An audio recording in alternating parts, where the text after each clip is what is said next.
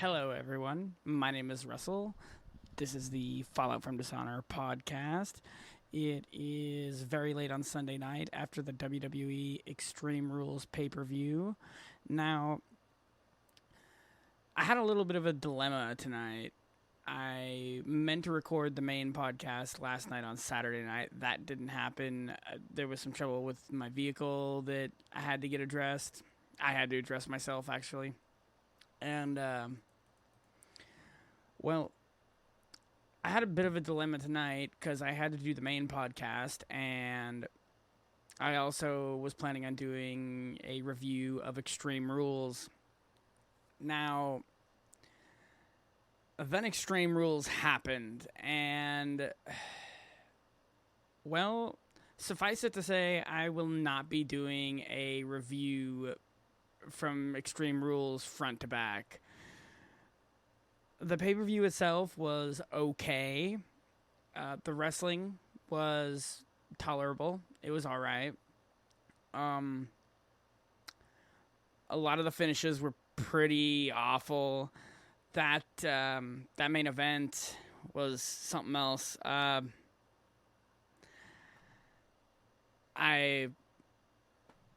guess God decided to turn heel on Demon Finn Balor at the end of that. I don't know what the hell that was. WWE Creative needs to... I don't fucking know at this point, guys. I'm going to be perfectly honest with you. I watched a lot of wrestling this week, which we'll get into. I'll have to do kind of a Cliff Notes version of AEW because there was so much of it. I've got the full version of Ring of Honor.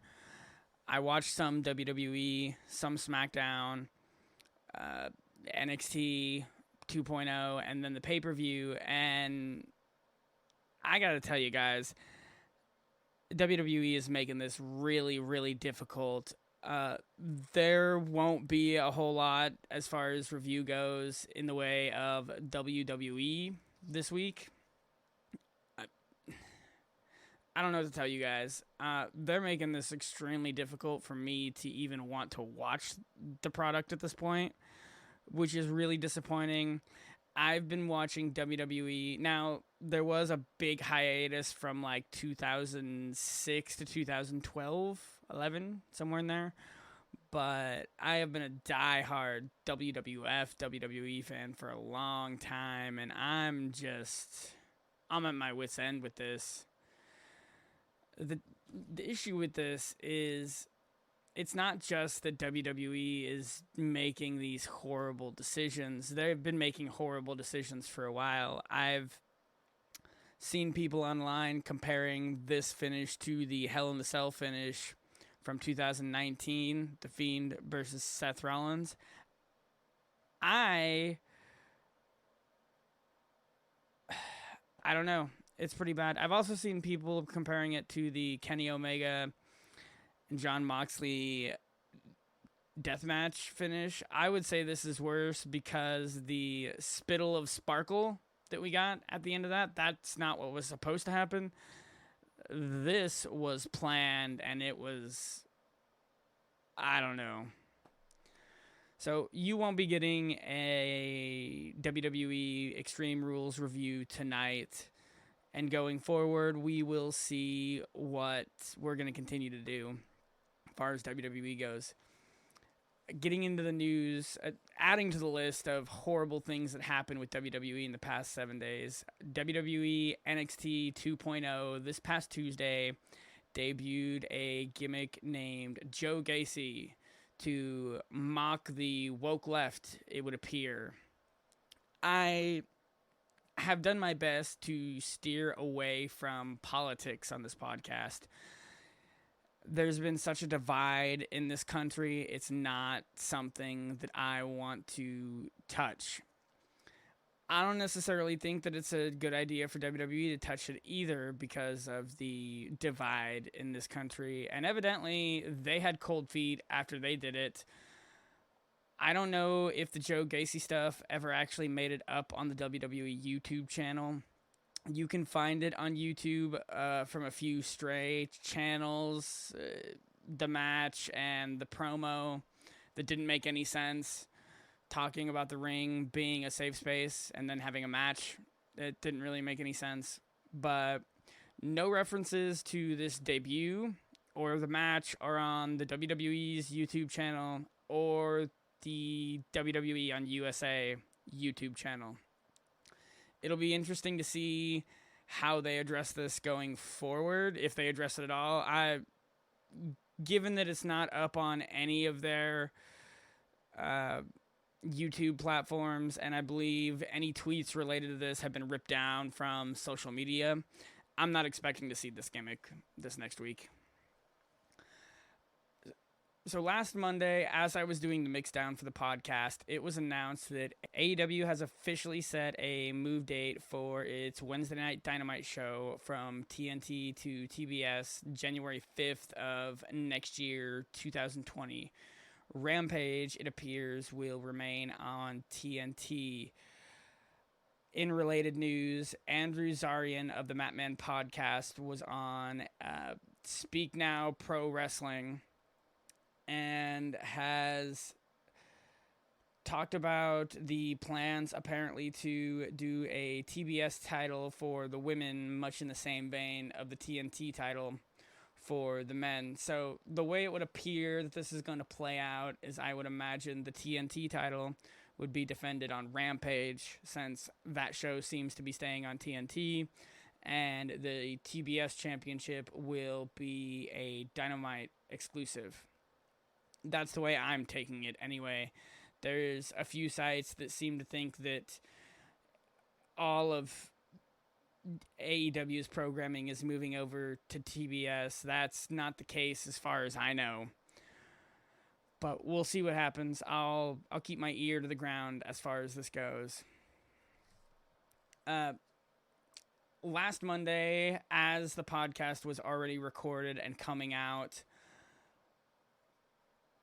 last Monday, September 20th, as the podcast was already recorded and ready to come out, AEW announced that it has partnered or will partner with the Owen Hart Foundation, a charity run by Owen Hart's widow, Martha Hart. The announcement also confirmed the Owen Hart Cup tournament, an annual event. They haven't announced when this is going to happen, at least as far as I know. It also appears that we are going to be getting some Owen Hart merchandise, some action figures. He is probably going to be used in their upcoming video game and several other collectibles. I think this is great. There's a large community online that seems to be very pissed off that this isn't something that WWE is being let do by Martha. To them, I say this: I don't blame Martha at all for not wanting to work with WWE. I know a lot of people have taken it personal for whatever reason that he's not in the WWE Hall of Fame. He is in several other Wrestling Hall of Fames, as it was touched on the Owen Hart Dark Side of the Ring episode. I forget what they are off the top of my head. Obviously, she does not hate the wrestling business as much as it's been made out to be. She hates WWE, it would appear. So I applaud this move by AEW. I'm excited about it. I can see where people are a little irritated with this move just because he was never in AEW. I understand that, but if we're not going to get a working relationship between Martha and WWE, I think it's great that we're at least getting it with AEW. Dave Meltzer of the Wrestling Observer has noted recently that Jake the Snake Robert has been dealing with undisclosed health issues. It was assumed by me anyway, when I first read this, that it would probably have to do with Jake's COPD. It was reported by Bodyslam.net this past week that Roberts has undergone a foot surgery and has had pins put in his toes. He has been cleared to compete. Well, not compete. He has been cleared for TV and could be coming back as early as this coming Dynamite. I don't know if they'll do that. They've been kind of spotty with Jake the Snake, so they could just feed him into it. We'll see what happens with that. So, as I was talking about earlier, I watched a lot of wrestling, and rather than sit here and try to cover Dynamite and Rampage, I'm just going to give you kind of a best of Cliff Notes situation. Some of the matches I get a little bit more in depth to, some of them I don't. I'll get into the reasoning with those ones when we get into it. But as far as Dynamite goes, the highlights, that Bryan Danielson versus Kenny Omega match. I've had my issues with Kenny Omega in the past. Not necessarily in the ring. His promos have been a little bit lackluster. Some of the facials he uses make him look constipated. And there was a little bit of that in this match, but this was probably the best match I have seen on regular AEW television since they debuted in 2019. And that is covering a lot of ground. I'm not going to spoil a bunch of the match for you. I will say that it does go to a time limit draw, which was really cool to see. As far as the match itself, I'm kind of assuming if you're listening to this that you've already watched it, but if you haven't, I'm not going to spoil the match itself. I'm sure the result was probably already spoiled for you way before you listened to this, so I didn't really have any issue with spoiling that for you. But after that match was over, what the hell could follow something like that? Punk even cut a promo talking about that. I understand, though, why they put this at the beginning of the show. They probably didn't want to take any chances of having to cut this match short, given that they were going to go to a time limit draw. Another highlight from this past Dynamite was Malachi Black and Cody Rhodes. This was also a very good match. I liked their first match a bit better. I was worried going into this one if we were going to get what I would call the right outcome. Cody's had this weird habit of having people beat him. He goes away for a while, and then he comes back, and he's the triumphant hero. I think it was fairly obvious as he entered the ring that the crowd was not going to be behind him, and in my opinion, they made the right decision by having him lose to Malachi Black. The ending would see the ref get distracted. No, Cody struck the ref, and then Malachi Black spit basically what appeared to be black mist in the referee's eyes, and I believe got the roll up for the pin. Britt Baker and Ruby Soho. I think it's fairly obvious by the promo that was cut on Rampage. Would have been about 9 days ago. 10 by the time this comes out. And the match that they had here, that WWE has probably made a grave error in letting Ruby Soho, the former Ruby Riott, go. The match did have kind of a weird spot where Ruby kind of tried to send Britt into the ropes and then went to do this twisting thing. Ruby didn't really move, and then she dropped to the mat and rolled out. That was a little awkward.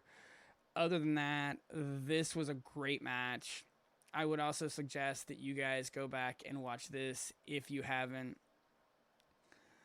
I wouldn't have had Ruby submit. I don't think I would have taken the title off of Britt Baker. That's probably my biggest criticism, is I just wouldn't have had Ruby Soho, tap out if it were me. But I'm not running the company. Maybe one day I'll get some say in a wrestling company. AEW Rampage highlights. We got Punk versus Powerhouse Hobbs. CM Punk's first TV match in quite a while. people here, maybe not people, that's not the right phrase. I was a little worried about him going in there with Powerhouse Hobbs. I haven't seen anything super special as far as Hobbs goes. This didn't entirely change my opinion on that. Hobbs did okay, apart from him landing on the top of his head when Punk would do the Hurricane Run off the top rope. I don't know that that was all his fault. Everything else I liked. Punk has not been flashy in now both of his matches since he's been back. That's not ever really been Punk's style. He has toned it down a little bit since we haven't seen him in 7 years, but he's older. What do you expect?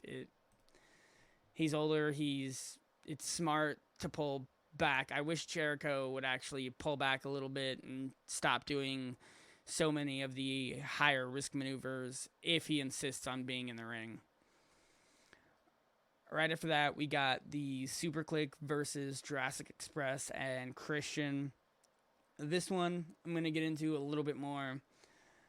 The Bucks gear was not as terrible as it has been in recent memory. They were still relatively annoying in this.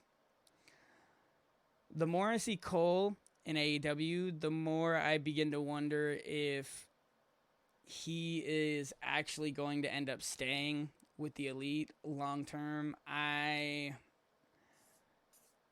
can see when Hangman Page comes back, if they wanted to, they could have him team up with Adam Cole and go up against the Elite. It's what I would do given the way that Adam Cole was excommunicated from the Bullet Club and from Ring of Honor, but all of that remains to be seen. I would like to say that Luchasaurus is starting to do more of the big man stuff and less of the little man stuff. It seemed like I have that in my notes, and then I got to the end of the match. We'll get to that in a minute. Christian taking that low blow looked like the beginning of the end to me. Luchasaurus's Undertaker setup was really cool. I didn't like him taking the BTE trigger or the double knees or taking the pin, in my opinion. It was unnecessary. If it were me, I would have had Christian eat the pinfall, but that's just my opinion. That's what I would have done. Those are my highlights as far as AEW goes. Normally, I would get into some WWE stuff right now. I'm not going to do that. Like I said, I was not very impressed with Extreme Rules. I wasn't super impressed with any WWE TV this past week. I don't think it deserves my opinion. It's just going to end up being negative.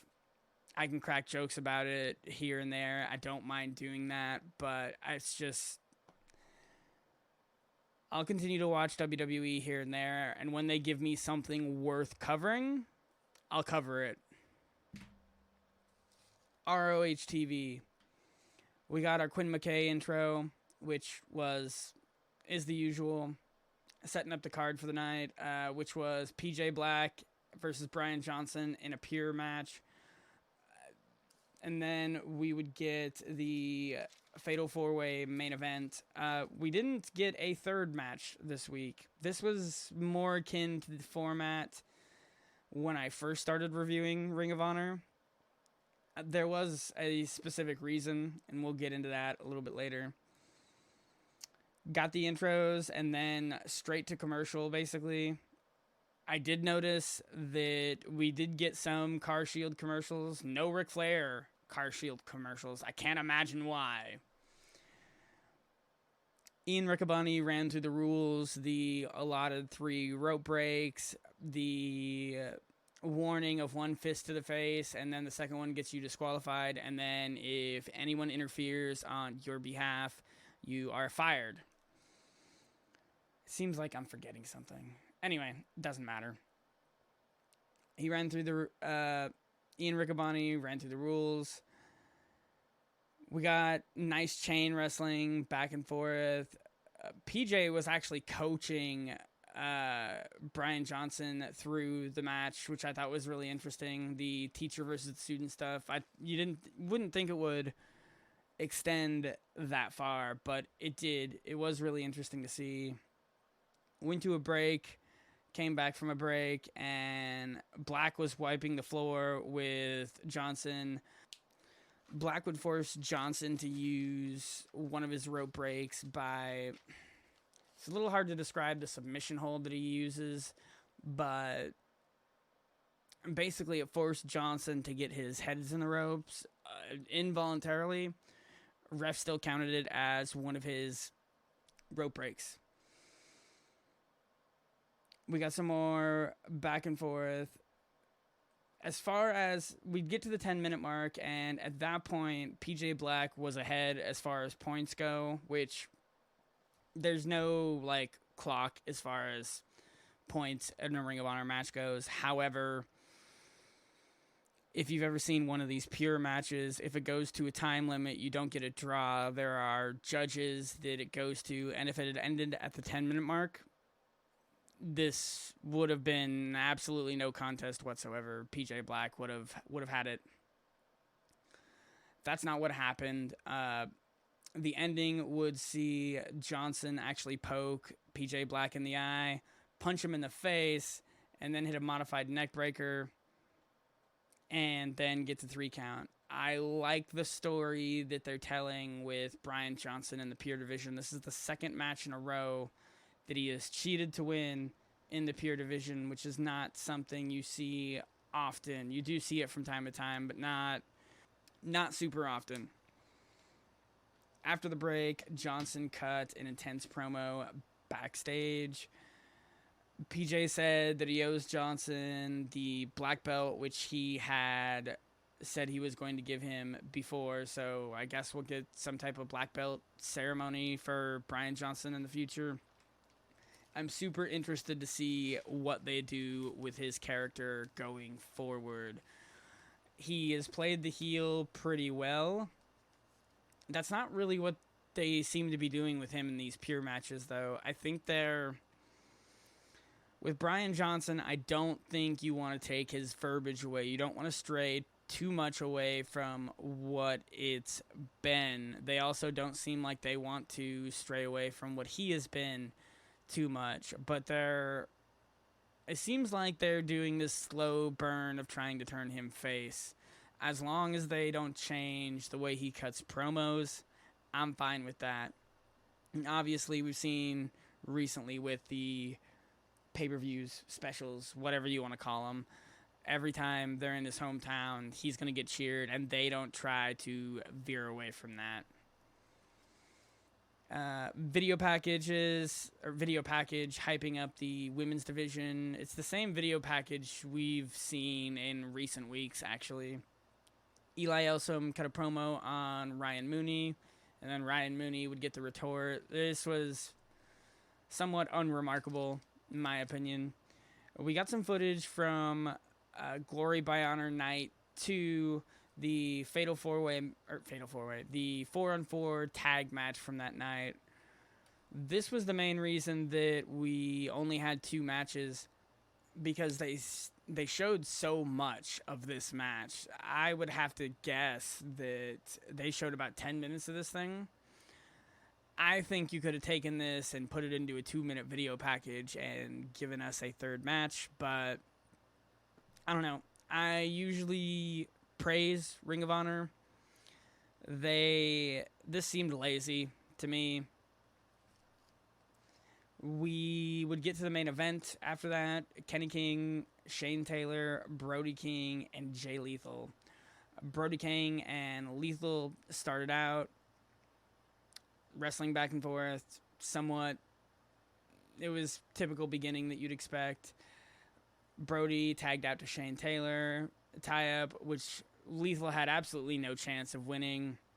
Shane Taylor overpowered him. We would eventually get King and Lethal. King and Lethal always do... Excuse me. We would eventually get Kenny King and Jay Lethal.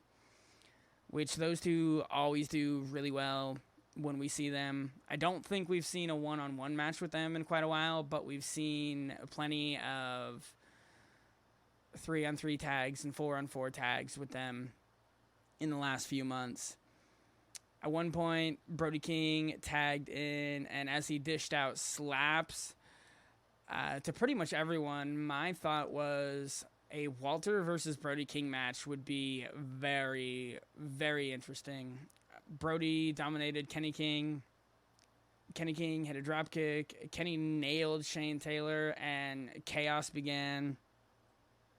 Calm down. We got Brody King versus Shane Taylor. More chaos. This kind of went on like this. Shane Taylor and Brody King were still the legal men, and Brody King would hit a lariat on Shane Taylor for the victory. So overall, decent episode, not great.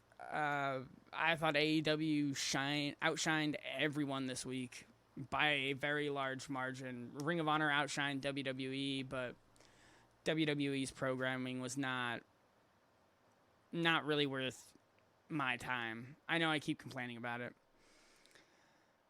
So, a couple things I wanted to plug.